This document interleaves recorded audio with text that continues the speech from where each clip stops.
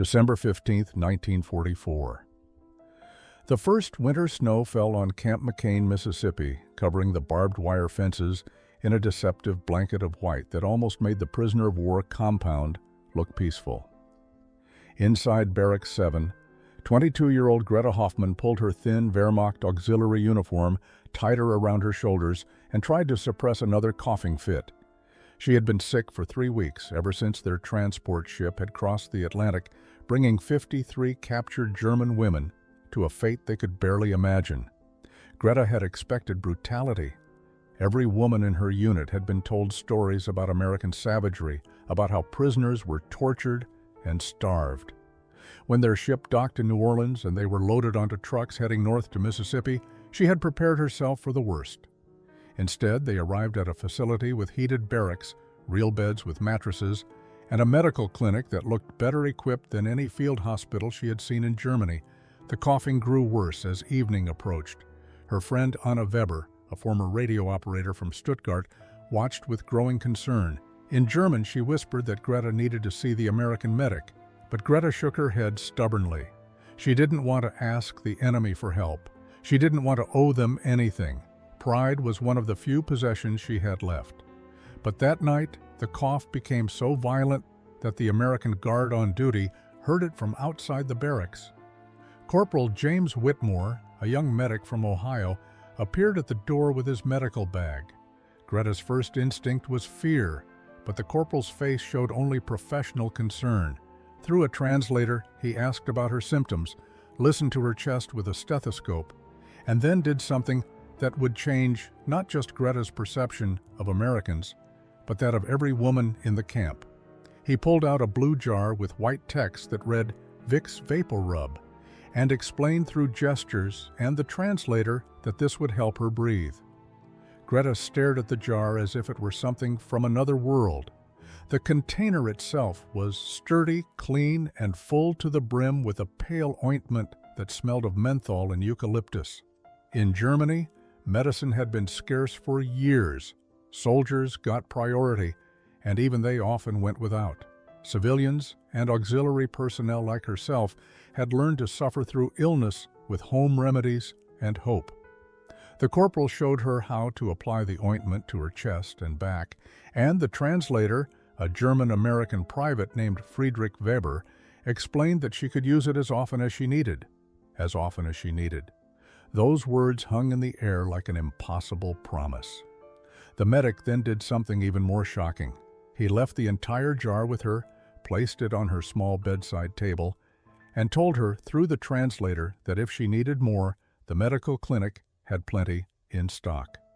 Plenty in stock. Greta lay awake that night, the soothing vapors of the ointment opening her airways, and began to question everything she thought she knew about her enemies. The journey to Camp McCain had taken 17 days by ship and another 2 by train.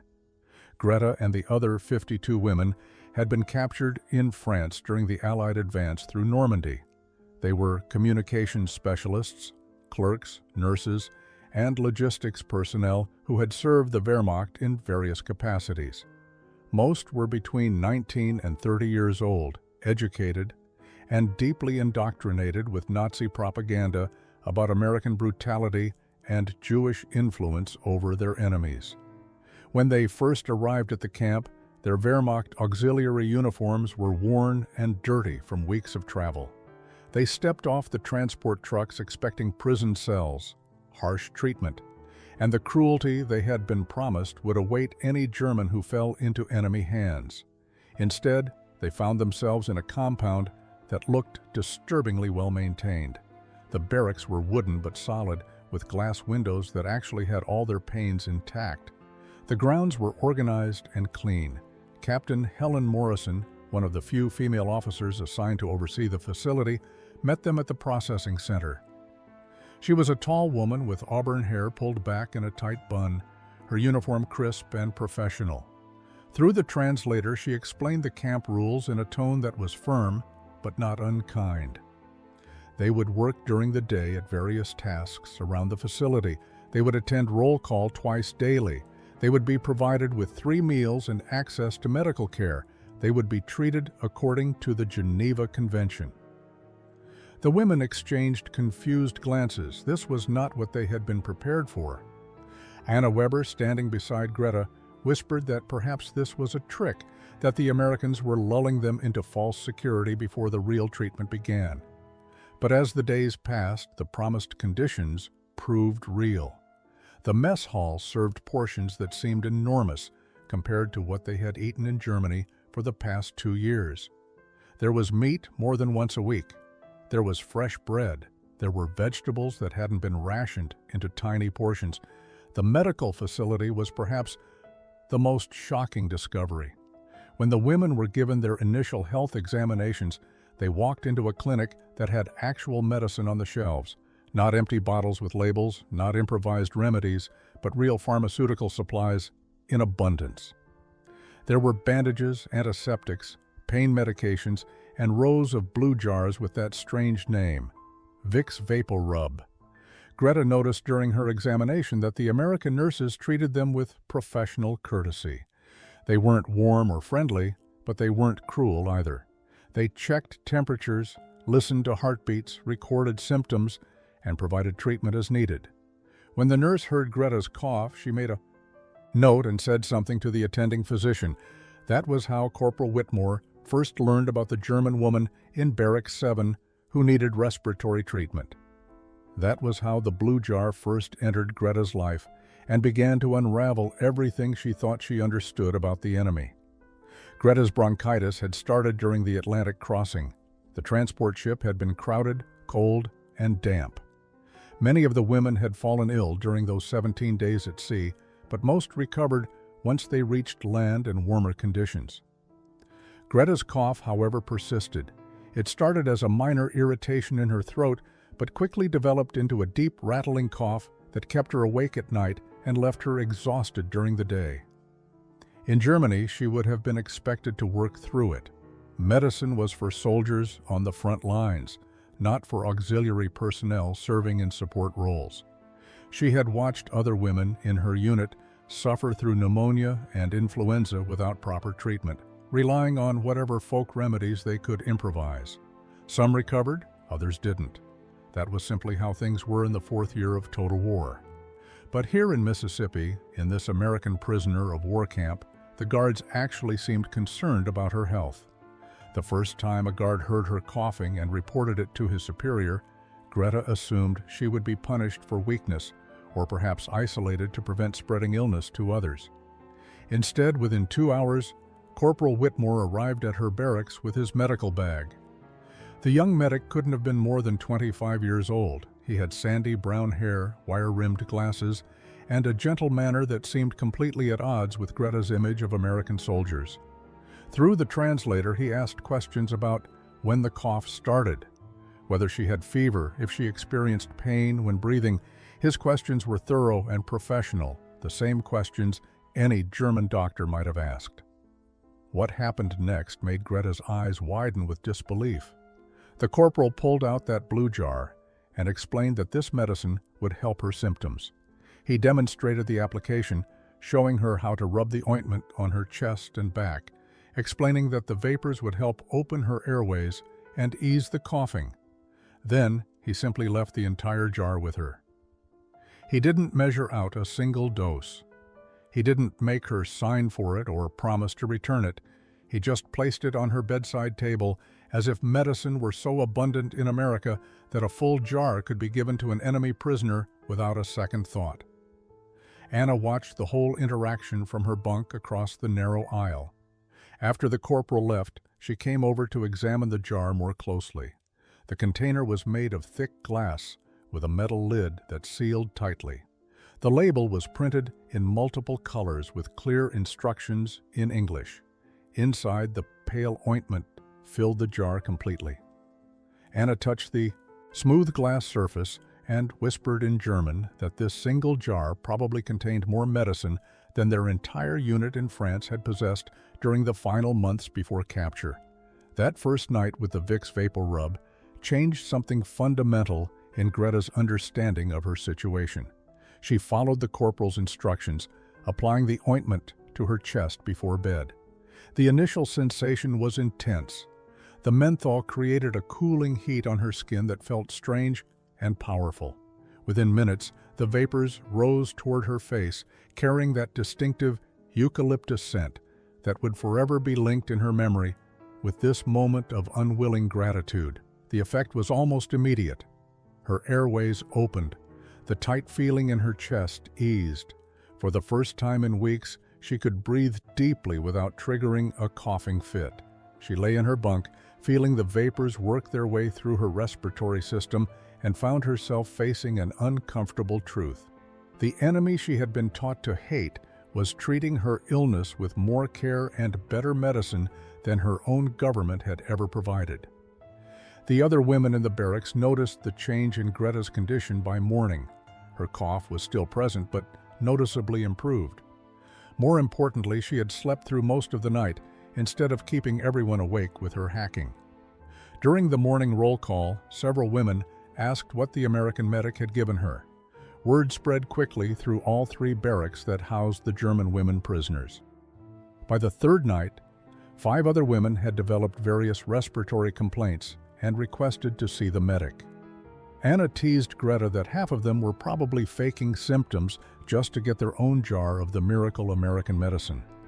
But Corporal Whitmore treated each woman with the same professional care he had shown Greta, and by the end of the week, 7 blue jars of Vicks VapoRub sat on various bedside tables throughout the German women's quarters.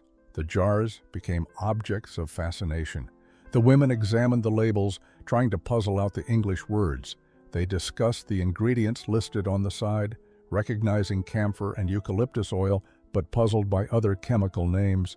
They marveled at the quality of the packaging, the sturdiness of the glass, the precision of the printing. In Germany, even before the war, consumer products had never been packaged with such obvious abundance and care. But it was more than just the medicine itself that affected them. It was what the medicine represented. Every time Greta applied the ointment, she was forced to confront the disconnect between what she had been told about Americans and what she was experiencing. The propaganda had promised that Americans were materialistic barbarians, culturally inferior and incapable of genuine civilization. Yet these supposedly barbaric enemies had medicine to spare for prisoners, while the culturally superior Reich couldn't provide adequate medical supplies for its own people. The cognitive dissonance was painful.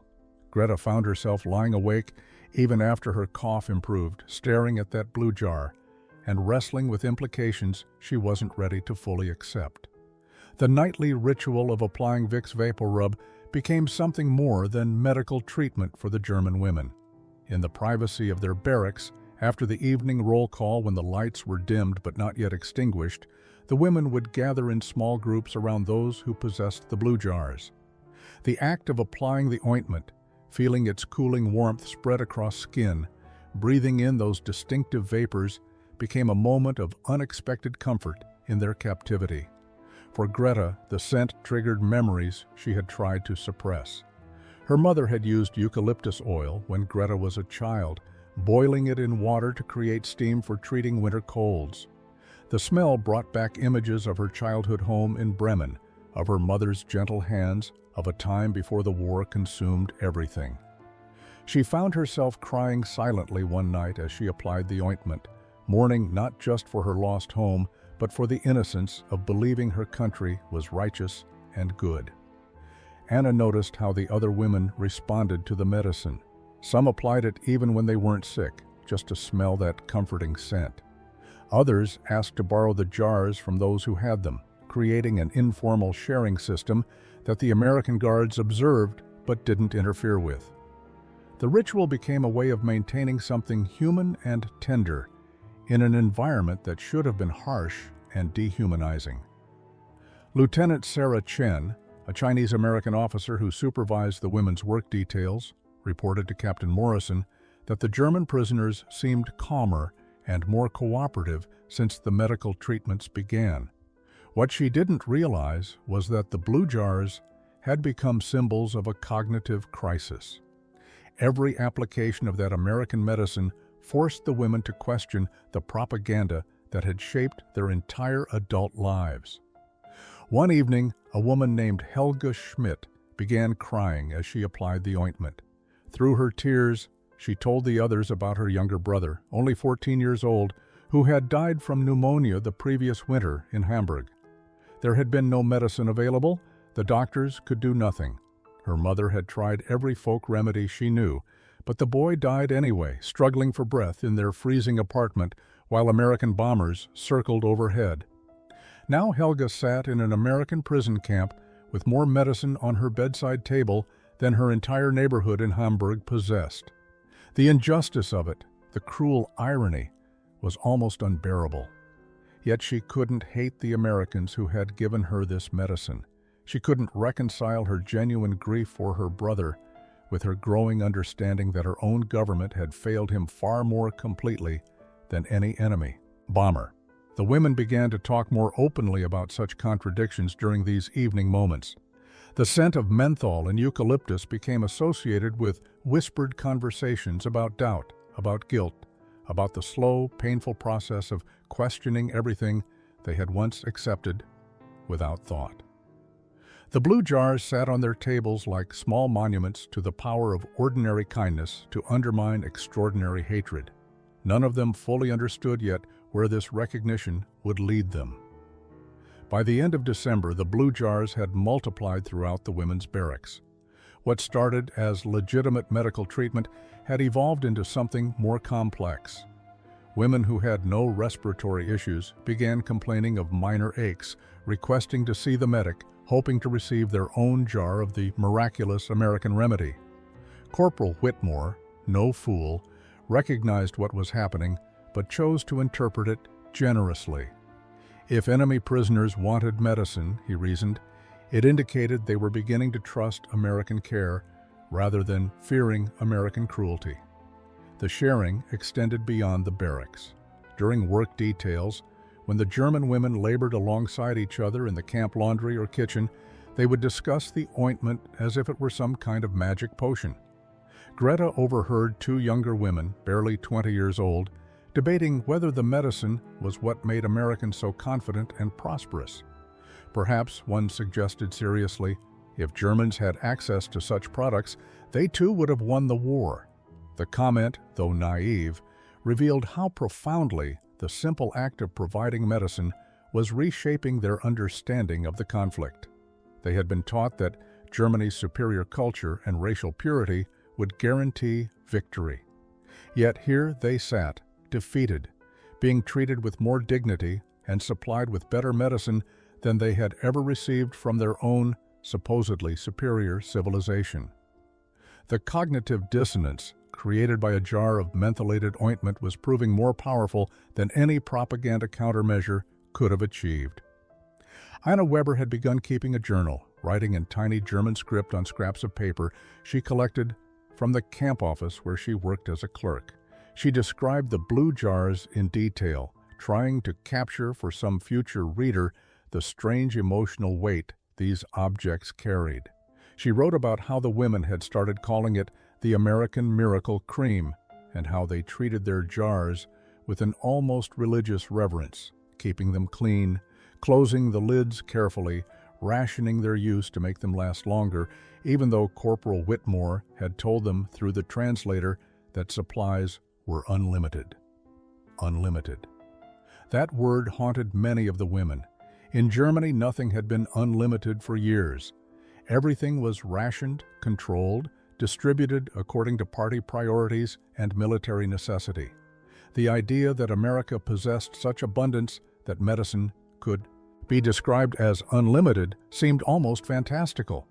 Yet the evidence sat right there on their bedside tables, tangible proof that the world was not as they had been taught.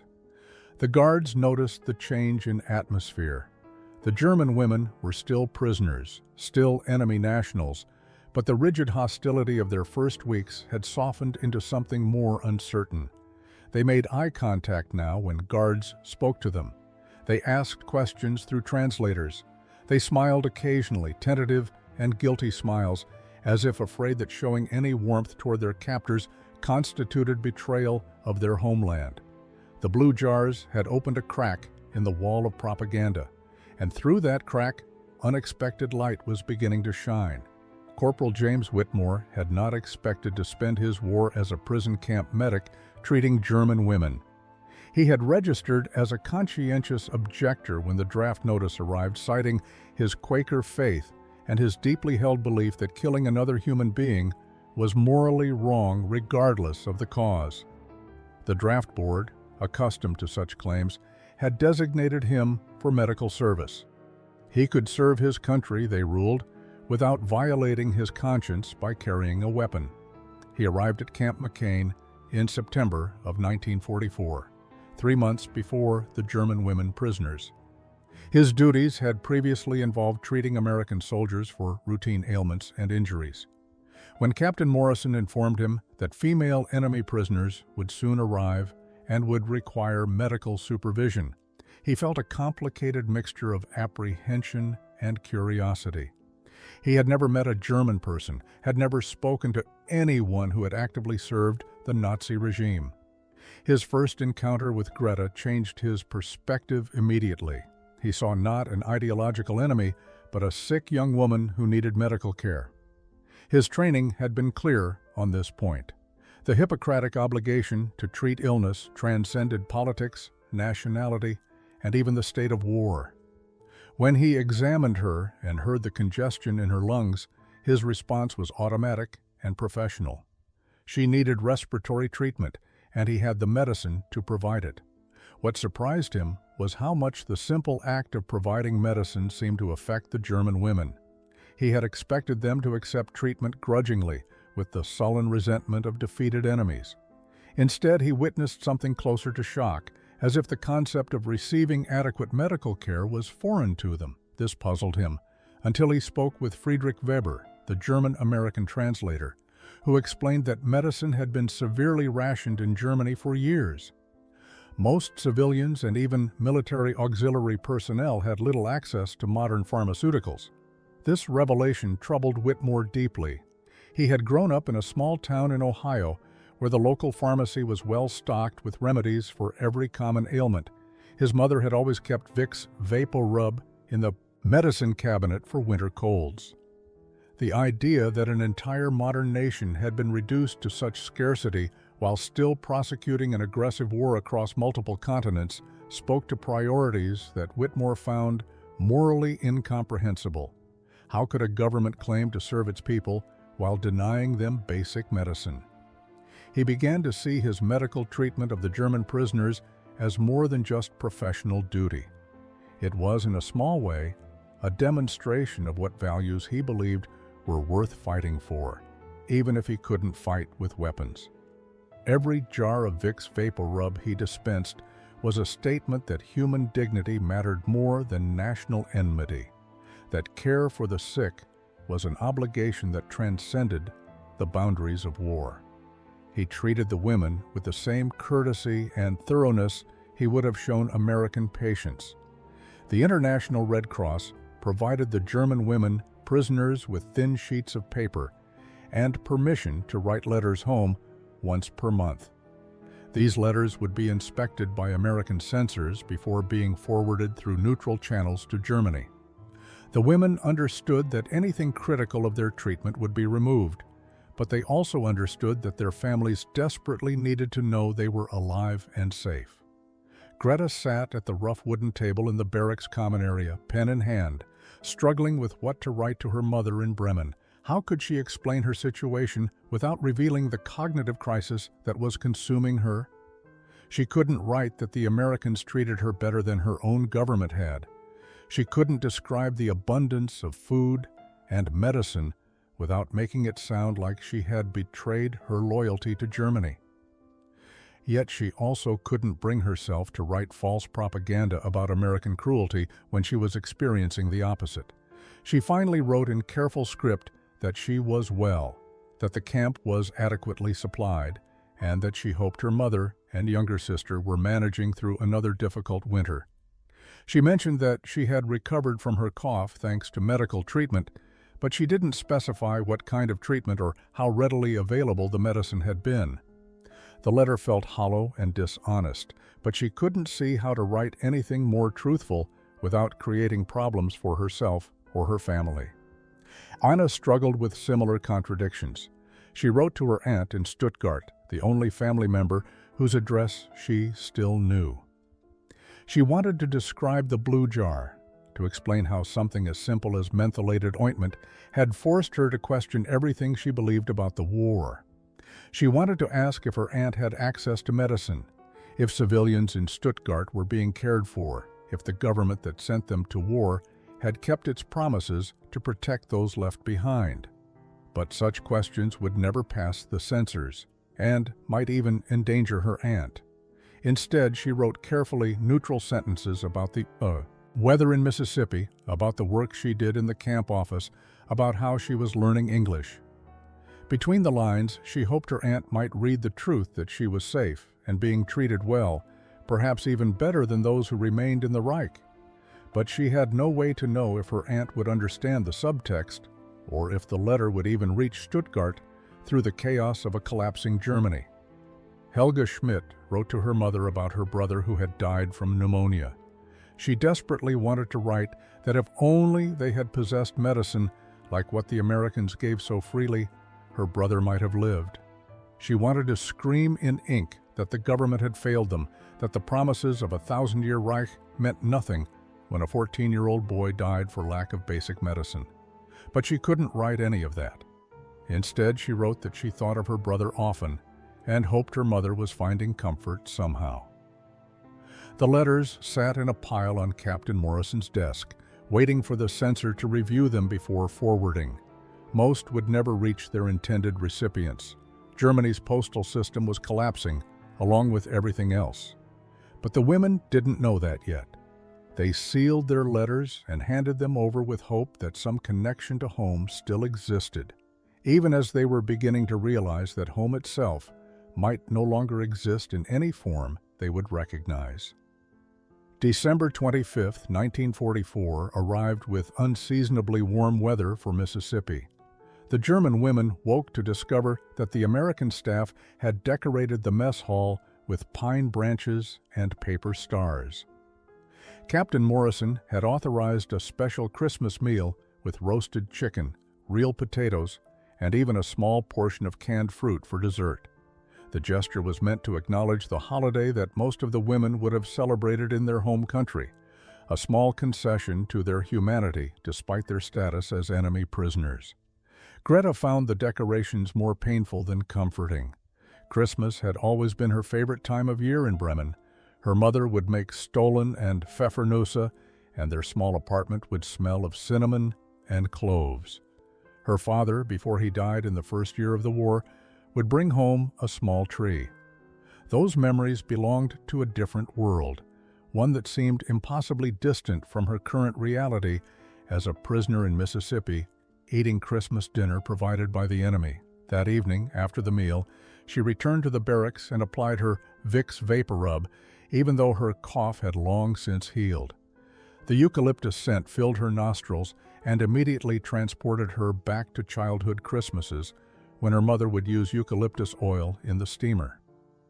The connection between past comfort and present captivity created an emotional vertigo that left her shaking. She realized that the scent she now associated with American kindness was also the scent of her German childhood, as if the two were becoming impossibly tangled in her memory. Anna noticed her friend's distress and sat beside her on the narrow bunk. They didn't speak for several minutes, just sat together breathing the mentholated air. Finally, Anna whispered in German that she understood. The hardest part wasn't the captivity or even the defeat.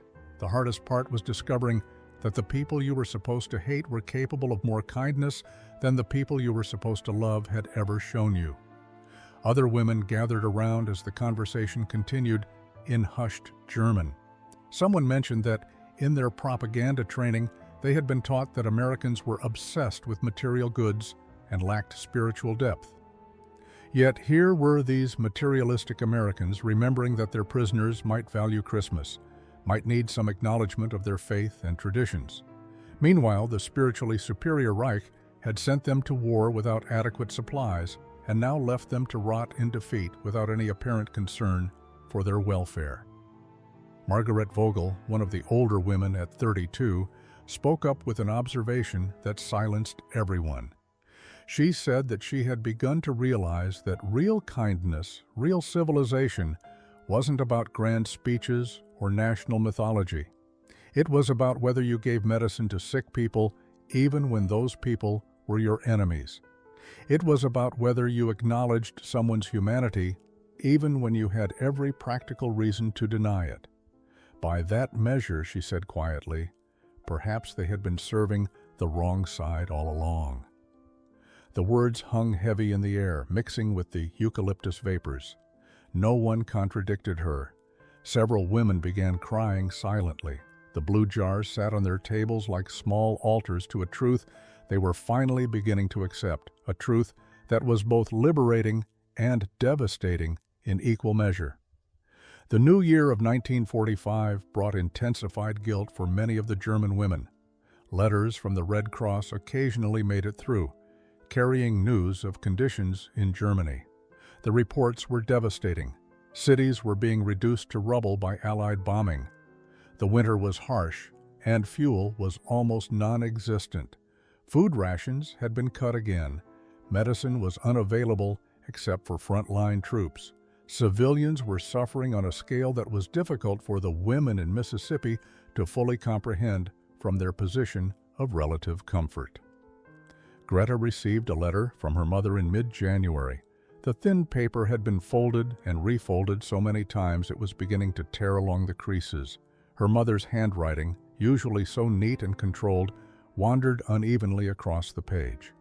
She wrote that she and Greta's younger sister, Elsa, were surviving, but just barely. Their apartment building had been partially destroyed in a bombing raid. They had moved to a church basement with 30 other families. Food was scarce. Else had developed a persistent cough, but there was no medicine available. They were managing with hot water and prayers. Reading those words while sitting in a heated barracks with a full jar of Vicks VapoRub on her bedside table created a shame so intense that Greta felt physically ill. Her 14-year-old sister was sick with the same type of cough Greta had suffered, but Elsa had no American medic to provide treatment. Elsa had no blue jar, no soothing vapors, no relief. Meanwhile, Greta, who had served the Reich and been captured by its enemies, received better care than the innocent civilians she had supposedly been protecting.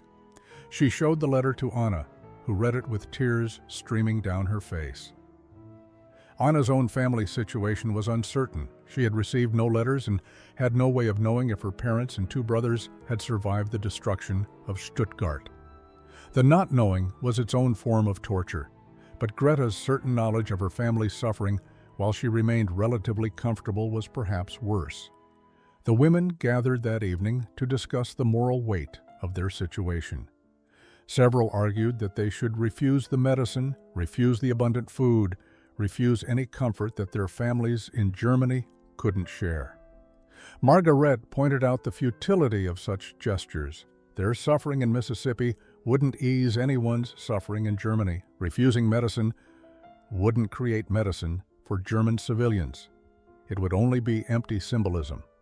But Helga countered that accepting American generosity while their families starved felt like collaboration, like a betrayal of everyone they had left behind. How could they apply soothing ointment to their chests while knowing that German children were dying from respiratory illnesses that this same medicine could cure? How could they eat full meals while their mothers rationed bread? How could they sleep in heated barracks while their sisters froze in bomb shelters? The discussion continued late into the night, unresolved because it was fundamentally unresolvable. They were trapped in a moral paradox created by forces beyond their control. February of 1945 brought news that accelerated the collapse of everything the German women had been taught to believe.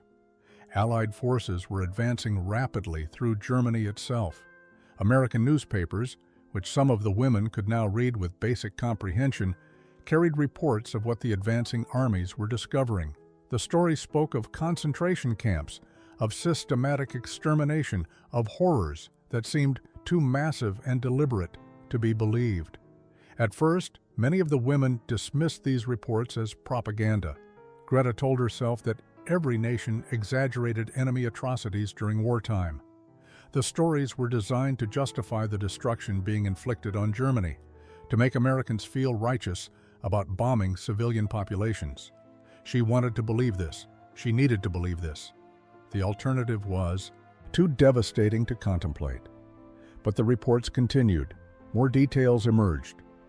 Photographs appeared in the newspapers, grainy but unmistakably real. Captain Morrison made the decision to allow the German women access to these newspapers, believing they had a right to understand what their country had been doing. Some women refused to read them, others read, and then insisted the images were fabricated. But a few, including Anna, began to accept that something terrible and true was being revealed. Anna brought a newspaper to the barracks one evening and spread it on the common table. The other women gathered around, reading silently in the dim light. The article described a place called Bergen-Belsen. The details were specific enough, the testimony from multiple sources consistent enough, that dismissing it as mere propaganda became harder to justify. Anna translated portions for those whose English wasn't strong enough, her voice shaking.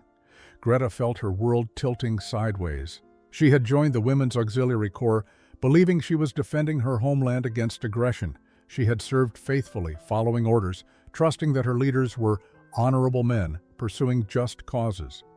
Now she was confronting the possibility that she had been complicit, however unknowingly, in something monstrous beyond her capacity to fully comprehend. Margaret spoke up, her voice hollow. She said that perhaps now they could understand why the Americans treated them with such restrained courtesy.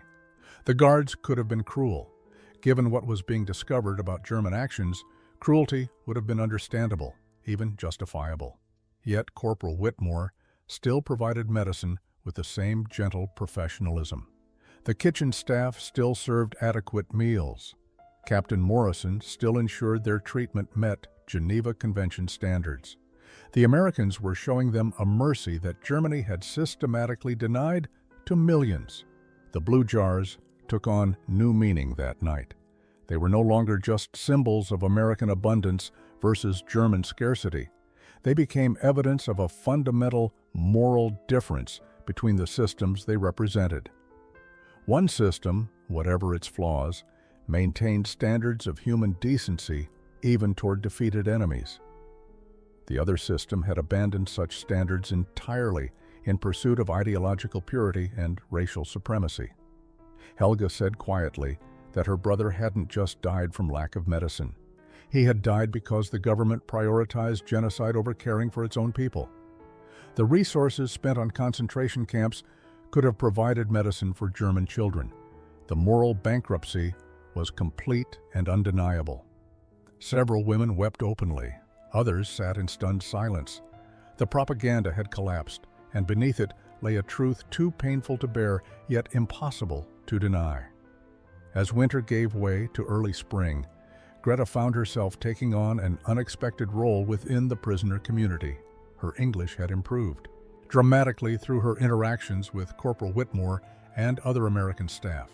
She had discovered an aptitude for languages that she never knew she possessed, perhaps because she now had genuine motivation to communicate with people she had once dismissed as enemies, but now recognized as something far more complicated. She began teaching English to the other women during evening hours. What started as informal help with vocabulary gradually evolved into structured lessons. Greta would write English words on scraps of paper, using the German translations to explain meanings and usage. The women were eager students, recognizing that understanding English was essential to understanding the truth of their situation. They couldn't rely solely on translators to mediate their comprehension of the world. The lessons went beyond mere language instruction. Through teaching English, Greta was also teaching a different way of thinking about the Americans. She explained idioms and expressions that revealed cultural values. She discussed how Americans spoke about freedom and individual dignity, concepts that had been subordinated to collective identity and state authority in Nazi Germany. The blue jar of Vicks VapoRub became a teaching tool, with Greta explaining each word on the label and what those words revealed about American commercial culture. Anna joined as a co-teacher, focusing on helping women who worked in various camp facilities to understand the specific English they needed for their duties. She taught kitchen vocabulary to those who worked in food preparation. She taught administrative terms to those who, like herself, worked in clerical positions. The work gave both women a sense of purpose beyond mere survival, a feeling that they were helping their fellow prisoners adapt to a reality none of them had anticipated. Corporal Whitmore noticed the teaching efforts and mentioned them to Captain Morrison. The captain, intrigued, visited one of the evening lessons. She watched as Greta patiently explained the difference between American and British English pronunciation, using her own German accent as a point of comparison. Morrison was impressed by the intelligence and dedication she witnessed. These were not the fanatical Nazi ideologues that propaganda had portrayed. They were educated young women who had been caught up in circumstances they were only beginning to understand. The captain made an offer that surprised everyone. She would provide proper textbooks and writing materials for the English lessons if Greta would formalize the instruction into a regular schedule. In exchange, she asked that some of the women who achieved proficiency might serve as translators for the camp administration, reducing the burden on the few German-American personnel available. Greta agreed immediately, seeing the opportunity to make herself and the others more valuable to the camp operations. The arrangement proved beneficial for both sides. The German women's English improved rapidly with proper materials and structured lessons. The American administration gained additional translation support. As the war continued, and more prisoners of various nationalities arrived at Camp McCain. But more importantly, the teaching and learning created another bridge between the two groups. Language wasn't just a tool for communication. It was a means of understanding how the other side thought, valued, and viewed the world. March brought a flood of delayed letters from Germany, many of them months old, arriving all at once through the chaotic international mail system. The Red Cross had managed to maintain some channels of communication despite the deteriorating conditions across Europe. For women who had received no word from their families since capture, the arrival of letters was both desperately wanted and deeply feared. They wanted news, but dreaded what that news might contain. Greta's letter from her mother had been written in December, but only now reached Mississippi in early March. Her mother wrote that conditions had worsened since her previous letter. Elsa's cough had improved slightly, but only because they had bartered their last valuable possession, her grandmother's silver candlesticks, for a small amount of black market medicine. The price had been outrageous, the medicine of questionable quality, but it was all they could obtain. They were living on rations that provided perhaps 1,200 calories per day, supplemented by whatever they could forage or trade. The letter that destroyed Greta emotionally came 2 weeks later. Her mother wrote that Elsa had developed pneumonia. Without proper medicine or adequate nutrition, the girl's condition deteriorated rapidly. She died on February 9th, 3 days after her 15th birthday. Her mother's handwriting became almost illegible toward the end of the letter, the words wandering across the page through tears and grief. She wrote that she didn't blame Greta for surviving, that she was grateful at least one of her daughters was alive, but the reassurance felt hollow and terrible. Greta sat on her bunk holding the letter, unable to cry, unable to move, unable to process the information. Anna found her there an hour later, still frozen in shock. When Anna gently took the letter and read it, she understood immediately. She gathered the other women, and they surrounded Greta in silent solidarity. There were no words adequate for this kind of loss, this kind of guilt. Els had died from the same illness that Greta had survived easily with American medicine. The blue jar sat on Greta's bedside table, nearly full because her cough had healed months ago. She stared at it with hatred now, seeing it not as a symbol of American kindness, but as a monument to cruel inequality. Why should she live while Else died? Why should enemy prisoners receive medicine while German children suffered? The injustice was cosmic and unbearable. Other women received similar devastating news. Anna finally heard from Stuttgart. Her parents had been killed in a bombing raid in December. Her brother's fates were unknown. Margaret learned that her husband had been killed on the Eastern Front. Helga's mother wrote that she was considering suicide because she had nothing left to live for.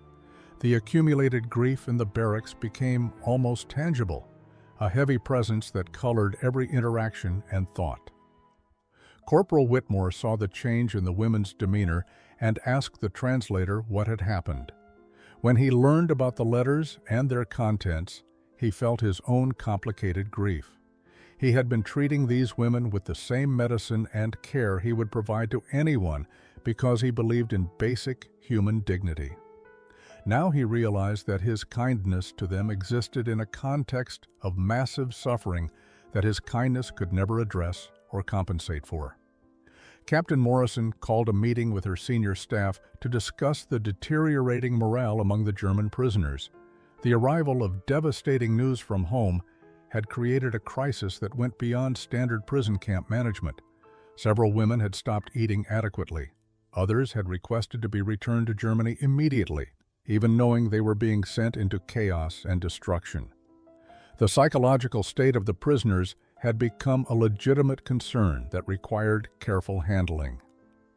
Corporal Whitmore suggested during the meeting that perhaps the women needed acknowledgement of their grief, some formal recognition that their losses were real and worthy of mourning, even though they had occurred to enemy nationals. Captain Morrison initially resisted, worried about the optics of American military personnel expressing sympathy for German suffering while American families were still receiving death notifications from the Pacific Theater. But she eventually agreed to allow a memorial service, non-denominational and brief, where the women could acknowledge their losses. The service was held on a Sunday afternoon in late March. A chaplain from the nearby town agreed to officiate, speaking in English with Greta translating into German. He chose his words carefully, acknowledging the reality of grief without minimizing the legitimate anger many Americans felt toward Germany. He spoke about how war created suffering on all sides, how individual loss was painful regardless of national allegiance, and how the path toward peace would require recognizing the humanity in all people. The German women sat in rows, many crying openly as Greta translated. They had been given permission to speak the names of those they had lost. One by one, they stood and named their dead: mothers, fathers, brothers, sisters, husbands, children. The litany of loss continued for nearly an hour. Elsa's name was spoken, Helga's brother, Anna's parents, dozens of others whose deaths had been reported in those terrible March letters. What surprised everyone was that several American guards attended the service. They stood at the back of the room, their presence neither threatening nor intrusive, simply witnessing. Private Morrison, no relation to the captain, had lost his own brother at Guadalcanal. He understood grief even when it belonged to the enemy. His attendance was a gesture that several of the German women noticed and appreciated, recognizing it as an extension of the same basic decency that had provided medicine when they were sick. After the service, something shifted in the camp's atmosphere. The German women's grief had been acknowledged rather than dismissed or minimized. This small act of recognition didn't erase their losses or resolve their complicated guilt, but it did reinforce the lesson that the Blue Jars had begun teaching months earlier. The Americans were fighting a different kind of war than Germany had fought. They could defeat their enemies militarily while still recognizing that those enemies were human beings capable of suffering and worthy of basic dignity. Greta returned to her barracks after the service and looked at the Vicks VapoRub jar with new eyes. It wasn't about the medicine itself. It had never really been about the medicine. It was about what the medicine represented, a system that could maintain moral standards even under the stress of total war. That was the real difference between the two sides, and that difference was more devastating to German ideology than any battlefield defeat could ever be. May 8, 1945, Victory in Europe Day. The news reached Camp McCain through radio broadcasts and excited American personnel celebrating the end of the European War. For the American staff, the day meant relief, joy, and hope that their own deployment might soon end. For the German women prisoners, the day meant something far more complicated and uncertain. Their country had been utterly defeated. Everything they had known was gone. Captain Morrison assembled the German prisoners 3 days later to discuss repatriation procedures. The War Department had issued guidelines for returning prisoners to occupied Germany. Transportation would be arranged, they would be processed through displaced persons camps, and eventually released to return to whatever remained of their homes. The captain's voice was professional, but not unkind as she explained the timeline. Within 6 to 8 weeks, they would begin the journey back to Germany. The announcement created immediate turmoil among the women. Return to what? Many had no confirmed information about whether their families had survived. Those who had received news knew they were returning to cities in ruins, economies collapsed, and a society that would blame them for the defeat. They had been captured, corrupted by enemy influence, and failed to serve the Reich unto death. How would defeated Germany treat returning prisoners who had learned English and accepted American kindness? That evening, the women gathered in the barracks for an intense discussion about their futures. Greta listened as various women expressed their fears and hopes. Some wanted to return immediately, driven by duty to help rebuild or by desperate need to find surviving family members. Others spoke tentatively about the possibility of staying in America somehow, though none knew if such a thing was even legally possible for enemy prisoners. Anna voiced what many were thinking but afraid to say. She pointed out that they had been treated better as American prisoners than as German auxiliary personnel. They had received medicine, adequate food, and basic respect for their humanity. Returning to Germany meant returning to starvation, chaos, and a society that had demonstrated it valued ideology over human life. Why should they rush back to that? Margaret raised the counter-argument. Germany needed people who had seen a different way of life, who understood that the Nazi ideology had been morally bankrupt. They could help rebuild with new values, new understanding. Running away to comfortable captivity in America would be abandoning their responsibility to create something better from the ruins. Their experience here had taught them valuable lessons that Germany desperately needed. Helga spoke bitterly about responsibility. Where had been Germany's responsibility to her brother when he died from lack of medicine? Where had been the Reich's responsibility to care for its people? She owed nothing to a country that had taken everything and given nothing but lies in return. If America would allow her to stay, she would stay without guilt or regret. The debate continued without resolution because there was no clear answer. Each woman faced a deeply personal decision about identity, loyalty, duty, and survival.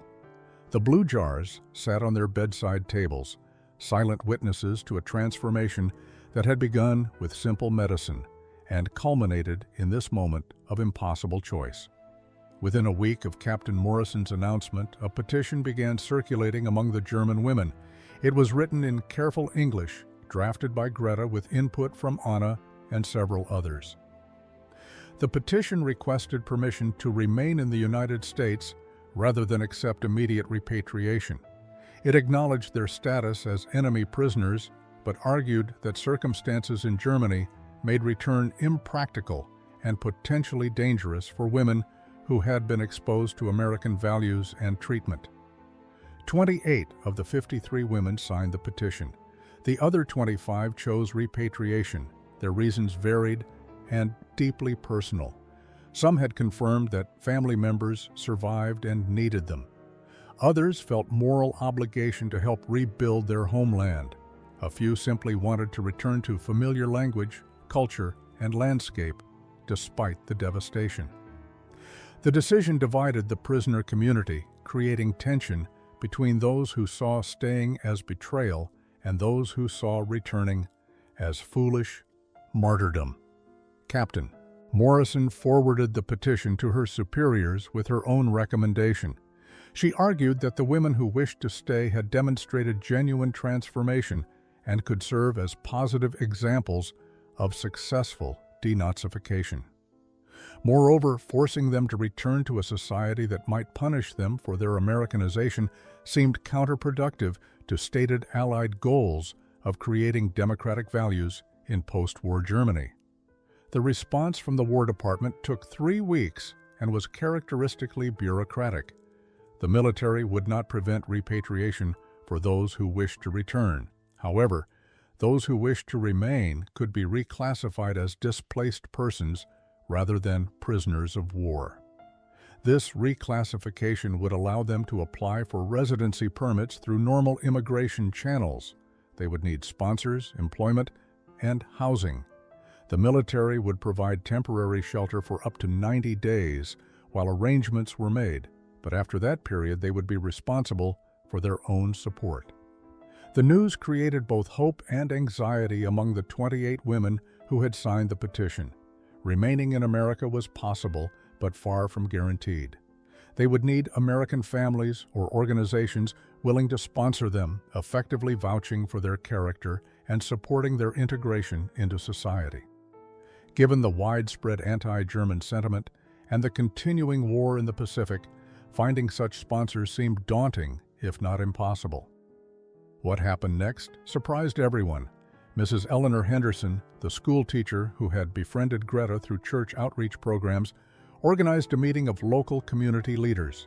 She argued that helping rehabilitated German women build new lives in America was both Christian duty and practical demonstration of American values. Her advocacy, combined with testimonials from Captain Morrison and Corporal Whitmore, persuaded several families to offer sponsorship. Greta received sponsorship from the Henderson family themselves. They offered housing, assistance finding employment, and guidance navigating American society. Anna was sponsored by a Lutheran church group in a nearby town. Others found sponsors through various religious and civic organizations. Within 6 weeks, all 28 women who wished to stay had secured the necessary support to begin the immigration process. The arrangements created strange emotional dynamics in the barracks. Women who had lived together through captivity and shared transformation were now separating into those leaving and those staying. The division felt like another loss in a year filled with losses. The final weeks before repatriation were filled with complicated farewells and attempts to maintain connections that all knew would be difficult, if not impossible, to sustain.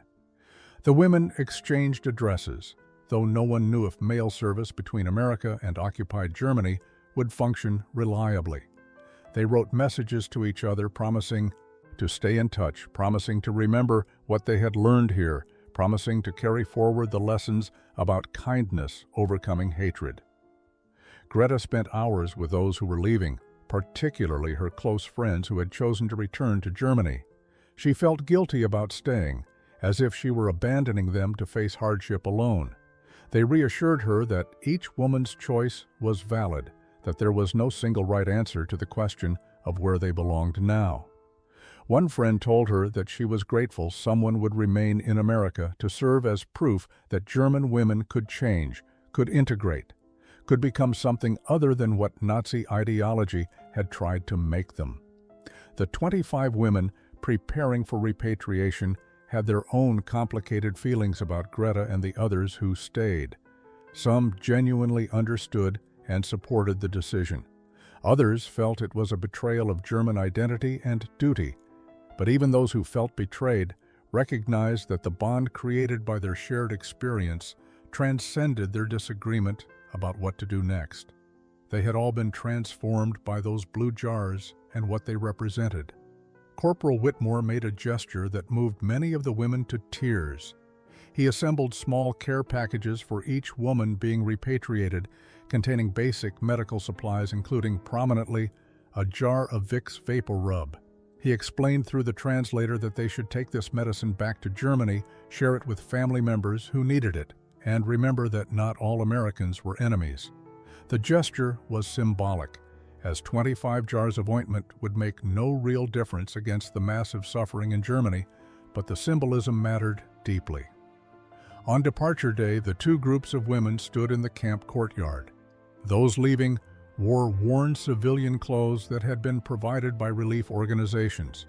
Those staying remained in the barracks, watching through windows as their friends boarded trucks that would take them to ships bound for Europe. There were tears on both sides, embraces, whispered promises, and the terrible knowledge that they might never see each other again. Anna stood beside Greta watching the trucks pull away. She whispered that she felt like they were watching two different futures drive away simultaneously. Those leaving were returning to their past, trying to rebuild what had been destroyed. Those staying were moving toward an uncertain future, trying to become something new. Both paths required courage. Both paths carried the lessons learned here. Neither path was easy or obviously correct. After the trucks disappeared, the remaining women returned to their barracks. The space felt emptier despite the reduced crowding. Greta looked at her blue jar and realized it would stay with her always, not the physical object, but what it represented. It was evidence that enemies could choose compassion, that small kindnesses could undermine vast hatreds, and that individual human beings could change even when their entire world was built on lies. 25 years later, in the spring of 1970, Greta Henderson sat in her comfortable home in Ohio, preparing for a reunion. 7 of the women who had stayed in America after the war were gathering for the first time since they had gone their separate ways. They had maintained sporadic correspondence over the decades, sharing news of marriages, children, careers, and the slow process of building American lives from the ruins of their German past. Greta had married Thomas Henderson, the son of the family who sponsored her. She worked as a translator and interpreter, specializing in medical terminology. Her fluency in both German and English had made her valuable in academic and research settings. She had 2 grown children who knew their mother's history, but couldn't really comprehend what she had experienced. How could they understand what it meant to be transformed by a jar of mentholated ointment? Anna had become a nurse, fulfilling the medical calling that began with her work in the camp clinic. She never married, but built a fulfilling life of service. She often said that every patient she treated was a small act of restitution for what her country had done. She couldn't undo the past, but she could spend her future caring for others with the same dedication the American medic had shown to enemy prisoners. The 7 women gathered around Greta's dining table, older now, gray-haired, wearing the comfortable middle-class American lives they had built through decades of work. They spoke in English now, their German accents faded, but never entirely gone. They shared stories of their families, careers, and the strange experience of watching Germany rebuild itself into something unrecognizable from the country they had left. Then Greta brought out something she had kept for 25 years. It was the original jar of Vicks VapoRub that Corporal Whitmore had given her that first night in December 1944. The ointment had long since been used up, but she had kept the empty jar, washed it carefully, and preserved it. She set it in the center of the table, and all 7 women looked at it in silence. Anna spoke first, saying that she too had kept her jar. Others admitted the saw-some. These empty containers had become personal relics, tangible reminders of the moment their understanding of the world shifted fundamentally. They represented the power of ordinary kindness to overcome extraordinary hatred. They symbolized the choice to see humanity in enemies and to allow that recognition to transform everything. The conversation turned to what they had learned and what they hoped to pass on to their children and grandchildren. They agreed that the most important lesson wasn't about America versus Germany or democracy versus fascism. It was about the daily choice to treat other human beings with dignity, regardless of ideology, nationality, or circumstance. Corporal. Whitmore had made that choice when he gave medicine to sick enemy prisoners. They had made that choice when they allowed that kindness to change them, rather than dismissing it as propaganda or weakness. As the reunion concluded, Greta placed the blue jar back in her cabinet where she kept important family documents and photographs. It belonged there among the artifacts of her American life, proof that transformation was possible, that people could choose to become better than they were taught to be.